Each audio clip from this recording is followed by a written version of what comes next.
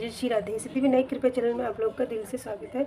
आज की वीडियो में फ्रेंड्स मैं आपके साथ शेयर करूंगी कि हमें शंकर भगवान के मंदिर जो शिवालय हम जाते हैं तो हमें किस प्रकार से जल छोड़ना चाहिए, भोलेनाथ के किस प्रकार से सेवा करना चाहिए, उसकी पूजा मैं आपके साथ शेयर कर रही हूँ। तो यहाँ पे फ्रेंड्स यहाँ मैंने शिवलिंग और शंकर भगवान की फ़ोटो ली हुई है। आप मंदिर में जाके पूजा किस प्रकार से करें उसकी वीडियो कर रही हूँ, लेकिन मंदिर का मैं नहीं दिखा रही हूँ। मैं अपने घर में शिवलिंग की पूजा कैसे करें, लेकिन अगर आप शिवालय रोज़ जाते हैं सुबह सवेरे जल छोड़ने, तो आप किस प्रकार से जल छोड़ सकते हैं उसकी पूजा वीडियो मैं आपके साथ बता रही हूँ यहाँ पे। तो हमें सबसे पहले जब हम शिवालय जाते हैं तो हमें किस प्रकार से जल छोड़ना चाहिए। हमेशा जब हम जल लेके जाएं तो हमेशा तांबे का जो लोटा होता है उससे शंकर भगवान को जल छोड़ना चाहिए। और हो सके तो जब आप जल लेके जाएं तो जल को थोड़ा मीठा बना लें, मतलब उसमें शक्कर का पानी जैसे मीठा जल हो जाता है उसमें वो डाल लें। थोड़ा काला तिल भी डाल सकते हैं। ये सब मीठा जल, अगर आप सिर्फ मीठा जल चढ़ाते हैं तो इससे आपके जीवन में अनेकों जो परेशानियां हैं वो ख़त्म होती हैं और बहुत सारे अच्छे भी आपको इसको देखने को मिलेगा। तो सबसे पहले हम जब जल छोड़ेंगे तो उसे तांबे के लोटे से शंकर भगवान को जल छोड़ना चाहिए, लेकिन हम इसमें दूध डाल के नहीं छोड़ सकते। क्योंकि जो दूध हम तांबे के लोटे में डालेंगे तो उसमें थोड़ा मतलब विष का जो विष होता है जहर टाइप का हो जाता है उसे, इसीलिए तांबे के लोटे में दूध डाल के नहीं छोड़ सकते। लेकिन जल को हमें ज़रूर से तांबे का यूज़ करना चाहिए। शंकर भगवान की पूजा में तांबे के लोटे से हमें जल अर्पित करना चाहिए। और जब हम मंदिर से अपने घर से अपने मंदिर जाते हैं शिवालय भगवान शंकर के, तो वहाँ पे हमें सबसे पहले जब हम जल लेके गए हैं हमें सबसे पहले जो गणेश जी हैं उन पे छोड़ना चाहिए, और जो पार्वती माता हैं उन पे भी छोड़ दें, उनके चरणों पे छोड़ दें।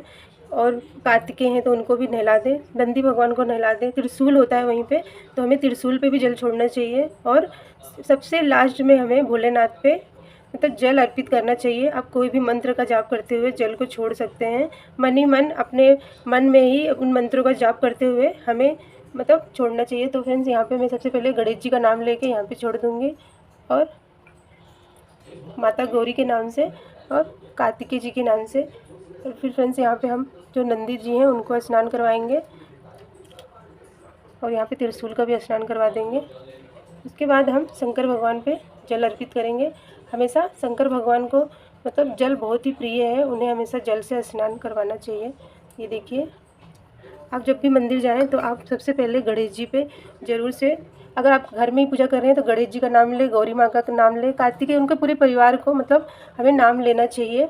और उसके बाद हमें इस तरह से जल छोड़ना चाहिए फ्रेंड्स।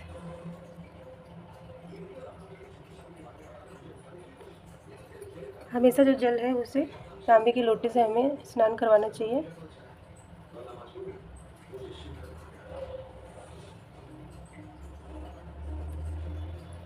ये देखिए, और अब हम दीप जला लेंगे। हमेशा शंकर भगवान की पूजा में आप शुद्ध घी का इस्तेमाल करें। उस घी का दीपक जलाना बहुत अच्छा है। अगर घी का नहीं जला सकते तो आप तिल के तेल का दीपक जलाएं, लेकिन हो सके तो आप घी का उपयोग करें।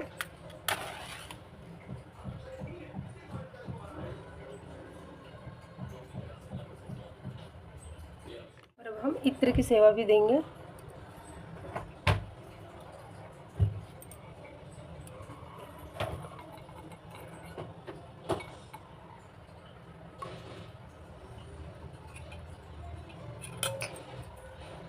जब हम त्रिकुंड लगाते हैं तो हम 3 उंगलियों का इस्तेमाल करते हैं, लेकिन इन 3 उंगलियों में आपको सबसे पहले आपको ये जो हमारी पहली उंगली है, दूसरी जो मध्यमा उंगली है, ये तर्जनी हो गई, ये मध्यमा और ये अनामिका है। तो इन तीनों से आपको इकट्ठा नहीं लगाना है। आपको सबसे पहले ये जो तर्जनी और जो मध्यमा उंगली है, आपको 2 में चंदन या फिर अष्टगंध अगर आप लेते हैं तो इस तरह से लें, और जो अनामिका है उससे भी लें, लेकिन आपको तीनों इकट्ठा नहीं लगाना है। आपको देखिए, जो जलेरी होती है वो उत्तर दिशा की तरफ होती है, ठीक है, मैं आपको बता रही हूँ। तो आपको क्या करना है, ये देखिए, इन दोनों से आपको इस तरह से, ये देखिए दोनों से इस पे नहीं बन रहा है, लेकिन आपको ये 2 मध्यमिका और जो तर्जनी है इन दोनों को इस तरह से करना है। ऊपर की तरफ से आपको मतलब बाईं तरफ से लेके दाहिनी की तरफ आना है। ये देखिए ऐसे। और जो ये तीसरी उंगली है जिसे तर्जनी कहेंगे, इसे आपको दाहिनी उंगली से ले जाके बाईं तरफ ले जाना है। इस तरह से करने, समझ गए आप। जो ये हमारी मध्यमा है और जो तर्जनी उंगली है ये, इसे मतलब बाईं तरफ से लाएंगे और फिर दाहिनी की तरफ लाएंगे, बाएं से दाहिने तरफ से बाईं तरफ ले जाएंगे। इस तरह से हमें त्रिकुंड हमेशा भोलेनाथ को लगाना चाहिए। उसके बाद हमें भोले बाबा का श्रृंगार, मंदिर में शिवालय में जब भी जाएं तो उनका श्रृंगार ज़रूर से करें। उन्हें जनेऊ चढ़ा सकते हैं, आप कलावा भी चढ़ा सकते हैं। और अक्षत ले लें जो बिल्कुल टूटे हुए ना हो, आपको अक्षत ज़रूर से चढ़ाना चाहिए जो बिल्कुल टूटे ना हो, साबुत रहना चाहिए। काले तिल चढ़ा सकते हैं। इसके बाद हमें बेलपत्र ज़रूर से चढ़ाना चाहिए।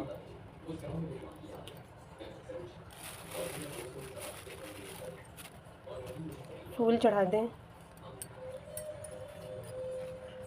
फ्रेंड्स, यहाँ पे मैं फल रख दूँगी भोलेनाथ की कृपा। आप जब भी आप मंदिर जाएं शिवालय में, आपको ये सब सेवा ज़रूर से करना चाहिए। लेकिन बहुत लोग हैं जो मतलब पूजा वहाँ पे जाते हैं सिर्फ जल ही छोड़ के आ जाते हैं, ऐसे ना करें।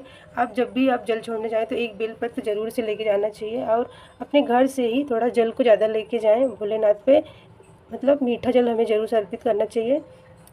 इससे भोलेनाथ का श्रृंगार जो होता है, लेकिन बहुत लोग शाम को जाते हैं पूजा करने के लिए, तो अगर आप शाम को भी जा रहे हैं तो एक दीपक ज़रूर से घी का ले जाएं। आप चाहें तो सोमवार के सोमवार भी इस दीपक को घी का हमें जलाना चाहिए। इससे भगवान के जो शिवालय होता है वहाँ पे एक दीपक जलाने का बहुत महत्व है। आप सिर्फ धन के लिए नहीं कर रहे हैं, आप ना जो हमारे भौतिक सुख है उसके लिए भी नहीं है, लेकिन ये बहुत सारे हमारे जीवन में जो चमत्कार होते हैं इसे दीपक को जलाने से हो जाते हैं। फ्रेंड्स, आप ज़रूर से सब कार्य किया करें शिवालय में जाके। अगर आप इसमें नहीं कर सकते हैं तो सिर्फ सोमवार के सोमवार भोलेनाथ की जल छोड़ने अगर जाते हैं, आपके पास टाइम ना हो तो सिर्फ सोमवार को ही विधि विधान से भोलेनाथ की पूजा ज़रूर से करना चाहिए। जिस तरह से मैंने आपको त्रिकुंड बताया है उस तरह से करें।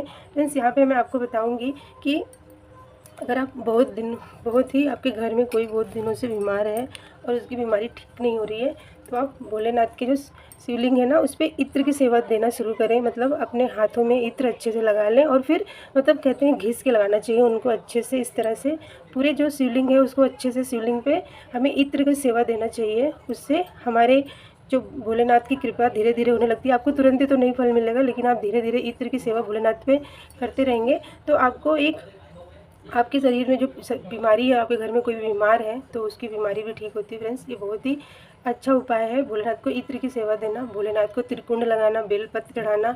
आपसे जो हो सके, जितना हो सके आप उतना करें। आप चाहें तो सिर्फ उनके दर्शन मात्र से भी अपने मन की इच्छाओं को पूरा कर सकते हैं। भोलेनाथ बहुत भोले हैं। उनके मंदिर के, जब आप मंदिर भी नहीं जा पाते हैं लेकिन उनके मंदिर के सिर्फ दर्शन मात्र करने से आपके सारे काम बनने लगते हैं। लेकिन अगर आप एक लोटा जल उनको तांबे में मीठा जल बना के चढ़ाते हैं, जिस तरह से मैंने आपको जल चढ़ाना बताया, अगर उस तरह चढ़ाते हैं तो आपका जो भी काम है वो जल्दी से बनने लगता है और हम भोलेनाथ की कृपा हमें मिलने लगती है। तो आप ये सब ज़रूर करें, उनकी आरती ज़रूर से गायन करें। और आप अगर मंदिर में मंत्र जाप करते हैं तो अपने घर से ही मतलब आसन ज़रूर से लेके जाना चाहिए। वहाँ पे बिना आसन के नहीं बैठना। अगर जगह ना हो तो मंदिर के बाहर भी आप आसन लगा के बैठ सकते हैं और वहीं पे कोई भी एक मंत्र का जाप हमें ज़रूर से करना चाहिए। और शिवालय में जब हम परिक्रमा करते हैं तो जलेहरी होती है, जो उत्तर दिशा की तरफ जलेहरी होती है, उसको कभी मतलब नांग के नहीं जाना चाहिए। हमेशा आधी परिक्रमा भोलेनाथ की करना चाहिए। और ये सब परिक्रमा अगर हम करते हैं और भोलेनाथ की कोई भी एक जो शिव अष्टक है उसको रोज़ पढ़ते हैं, शिव चालीसा जो 40 मात्र पंक्तियों का है उसको रोज़ पढ़ें। आप जब भी आप शुरू करें तो सोमवार से शुरू करें, या फिर अगर आप रोज़ नहीं पढ़ सकते तो सिर्फ सोमवार के समय आपको शिव चालीसा ज़रूर से पढ़ना चाहिए। शिव चालीसा भोलेनाथ को बहुत ही अच्छा मतलब प्रिय है, इसीलिए सभी लोग भोले बाबा की सेवा में ये सब कार्य करते हैं। और अपनी जो भी परेशानियां हैं वो धीरे धीरे आप भोलेनाथ की सेवा करते रहेंगे। उनको एक लोटे से जल से, तांबे के लोटे से, जिस तरह से मैंने बताया, और त्रिकुंड जरूर से उनके लगाएं। अगर आप चंदन नहीं ले जा पा रहे तो आप सिर्फ भाव लग करके आप भी इस तरह से पहले 2 उंगलियों को बाएं की तरफ बाएं से दाहिने लाएं और फिर जो तर्जनी उंगली है उसे दाहिनी तरफ से बाएं की तरफ ले जाएं। इस तरह से त्रिकुंड लगाया जाता है और ये सब सेवा करें। और अब भोलेनाथ की आरती ज़रूर से गाया करें। अगर उनका कहीं शिवालय में श्रृंगार हो रहा हो तो आप थोड़ी देर वहीं पे मतलब कोई भी मंत्र का जाप करते उनको एक टक की मतलब देखते रह, जैसे नंदी भगवान देखते रहते हैं उनको, उसी तरह से हमें उनको देखते रहना चाहिए। और अपने मन में जो भी कामना है, उनका श्रृंगार हो रहा हो तो वहीं पे खड़े होकर उनके मंत्रों का जाप करें और भोलेनाथ की कृपा मांगे कि मैं आपकी सेवा करूं, आपके चरणों में हमेशा रहूं, ऐसी उन पर कृपा करें। और आपके मन की कोई भी इच्छा है ना, वो भोलेनाथ बहुत जल्दी से पूरी करते हैं। तो फ्रेंड्स, ये थी बहुत ही छोटी सी वीडियो कि हमें शिवालय में जाके किस प्रकार से जल छोड़ना चाहिए। तो मिलती हूँ मैं बहुत ही अच्छी वीडियो के साथ, तब तक के लिए जय जय श्री राधे।